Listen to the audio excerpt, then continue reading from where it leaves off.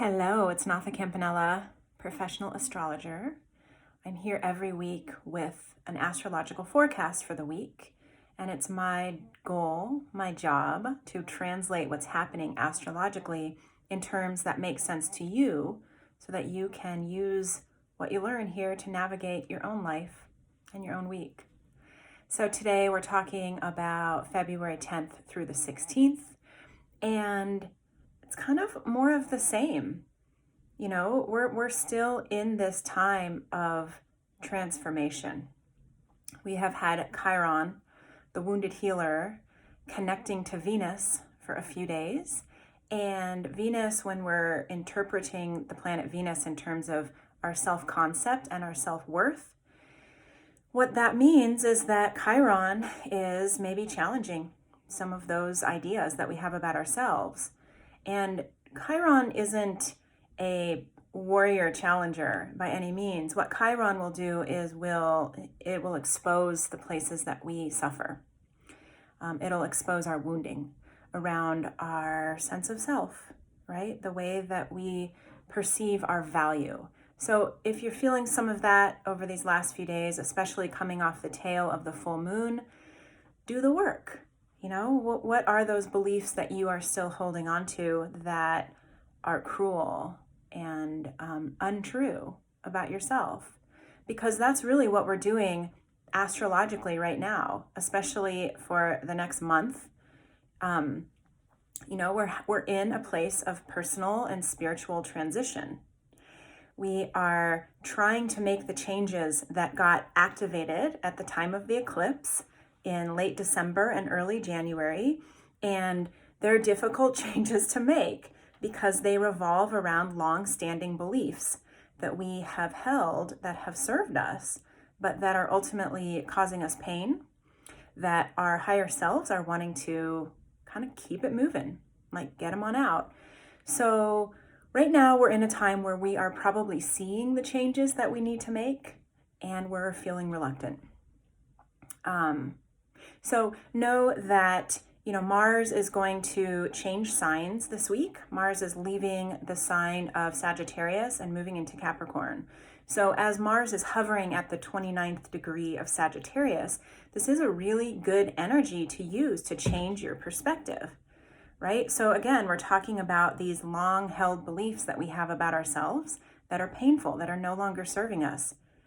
You know, I'm not good enough. If only I was more beautiful, if only I had more money, if only I was more loved.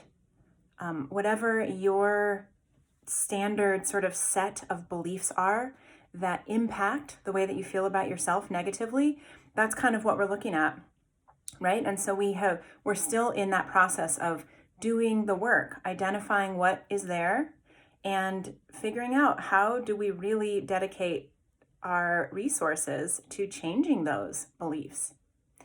You know, why are we so hard on ourselves? And is it necessary? And that is part of this Saturn-Pluto conjunction energy that we're still working with. The long-standing traditional beliefs that we hold, especially about ourselves.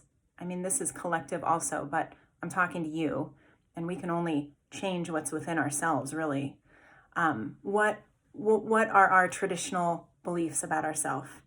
And that Saturn and Pluto says, well, let's blow them up. Let's change them. Let's look underneath the surface, where we might feel angry at ourselves, where we might feel deficient, all of these things. So this is big work. So take a deep breath as we continue through this week. There is a sense of like seeing the light at the end of the tunnel, right? And we're starting to see it. We're not there yet, but it is there and it is coming as long as we're willing to just kind of hunker down and like be with what's here. So we do have a Mercury retrograde coming up too. Yay. That's starting on the 16th. You know, don't be scared of Mercury retrograde. This particular one takes place in the sign of Pisces. We did a Mercury retrograde last year in 2019 in the sign of Pisces. Mercury retrograde wants us to go back over, look at our communication patterns, look at the things that we do to fill up our time.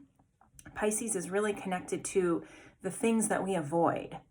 So under stress, Pisces checks out and numbs and floats away, swims away, whatever. So we're going to enter a 3-week or so period of Mercury being in retrograde, where we're going to get to, once again, look at the way that we avoid the things that are wanting our attention. And we fill up our time and get busy instead, or we drink, or we scroll, or whatever it is that you do to distract yourself. Be really on top of yourself about those things over these next few weeks, and I'll be talking about it again. But even, it's not about saying you can't do those things. It's about noticing what is happening to me when I need to numb. And it's also going to relate to the way that we communicate, right? What are the conversations that we tend to avoid, that we tend to just detach from, and that we don't have, that would be really helpful if we did? So all of these themes are going to be up, and they're really sort of in that washing machine, helping us to figure out the stuff that we're working on right now.